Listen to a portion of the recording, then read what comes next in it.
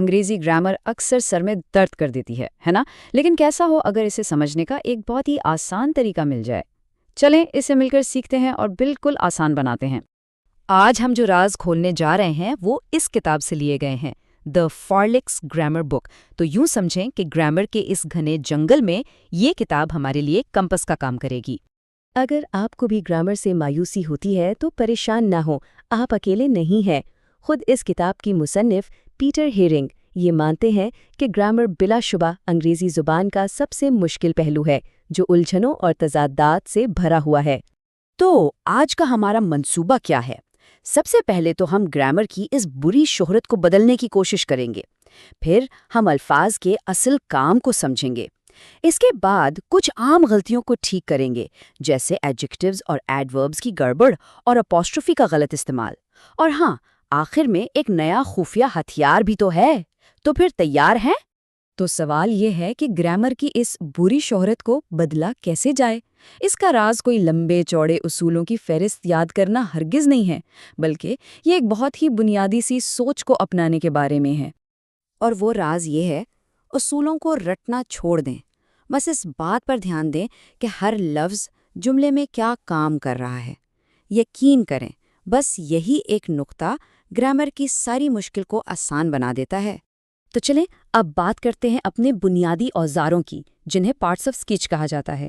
انہیں بالکل ایک میکینک کی ٹول کٹ کی طرح سمجھیں۔ ہر اوزار کا ایک خاص کام ہوتا ہے اور صحیح کام کے لیے صحیح اوزار چننا ہی سارا کمال ہے۔ ہماری ٹول کٹ میں سب سے پہلا اور سب سے اہم اوزار ہے ناؤن، یعنی اسم۔ اس کا کام بہت سیدھا سادہ ہے، کسی بھی شخص، جگہ یا چیز کو ایک نام دینا، جیسے لڑکی، شہر یا کتاب۔ اب پروناؤن کو دیکھیں، یہ ناؤن کا بہترین متبادل ہے، بار بار ایک ہی نام دہرانے سے بچاتا ہے۔ جیسے بار بار علی کہنے کی بجائے ہم وہ کہہ دیتے ہیں، اس سے ہماری بات چیت میں روانی آتی ہے۔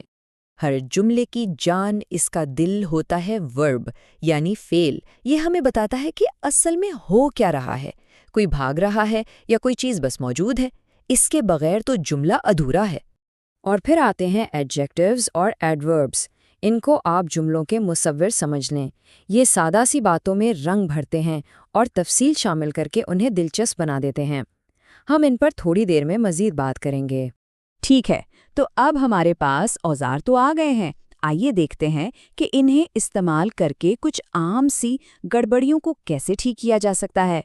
یہ غلطی تو بہت ہی عام ہے، یور اور یور کے درمیان فرق نہ کرنا۔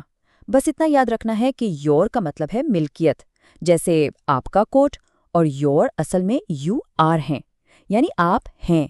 وہ جو اپوسٹروفی ہے نا، وہ آر کے ایک ہی جگہ پر ہے۔ اچھا، اب آتے ہیں اس مشکل ٹرائیکا پر، دیر، دیر اور دیر۔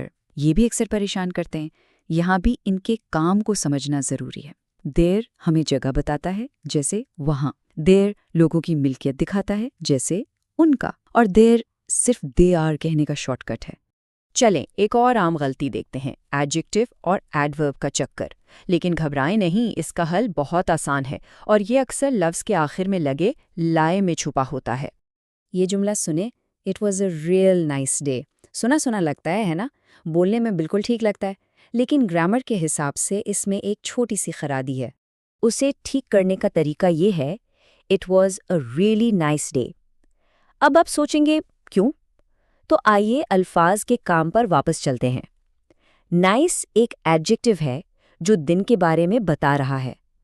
اب نائس کو مزید واضح کرنے کے لیے ہمیں ایک ایڈورب کی ضرورت ہے، جو کہ ہے ریئلی۔ اصول یہ ہے کہ ایک ایڈجیکٹیو دوسرے ایڈجیکٹیو کو ماڈیفائی نہیں کر سکتا۔ اوہو، اور اب باری ہے اپوسٹروفی کی۔ اس نے بہت سے لوگوں کو پریشان کیا ہوا ہے، لیکن اس کا سب سے اہم اصول بس ایک ہے، یہ ملکیت دکھاتا ہے، چیزوں کو جمع بنانے کے لیے نہیں ہوتا۔ ذرا اس ٹیبل کو دیکھیں، فرق بالکل صاف ہو جائے گا۔ دا گرلز کا مطلب ہے ایک سے زیادہ لڑکیاں، لیکن جیسے ہی ہم اپوسٹرفی لگاتے ہیں دا گرلز شیپ تو مطلب ہو جاتا ہے ایک لڑکی کی بھیڑ، اور اگر اپوسٹرفی ایس کے بعد آئے دا گرلز شیپ تو وہی بھیڑ کئی لڑکیوں کی ملکیت بن جاتی ہے۔ دیکھا، ایک چھوٹے سے نشان سے پورا مطلب ہی بدل گیا۔ تو آج کا سب سے بڑا سبق کیا ہے؟ آپ کا نیا خفیہ ہتھیار یہ ہے کہ گرامر کو اصولوں کی جیل نہ سمجھیں، بلکہ اسے اپنی بات کو واضح کرنے کے لیے ایک گائیڈ سمجھیں۔ یاد رکھیں، گرامر کا ماسٹر بننے کا مطلب یہ نہیں کہ ہر اصول یاد ہو۔ اصل مقصد یہ ہے کہ اپنی بات صاف اور مؤثر طریقے سے دوسروں تک پہنچا سکیں۔ مقصد صحیح ہونا نہیں بلکہ سمجھا جانا ہے۔ اور جاتے جاتے ایک سوال سوچنے کے لیے، اگر زبان ہمیشہ بدلتی رہتی ہے تو پھر صحیح ہونے کا اصل مطلب ہے کیا؟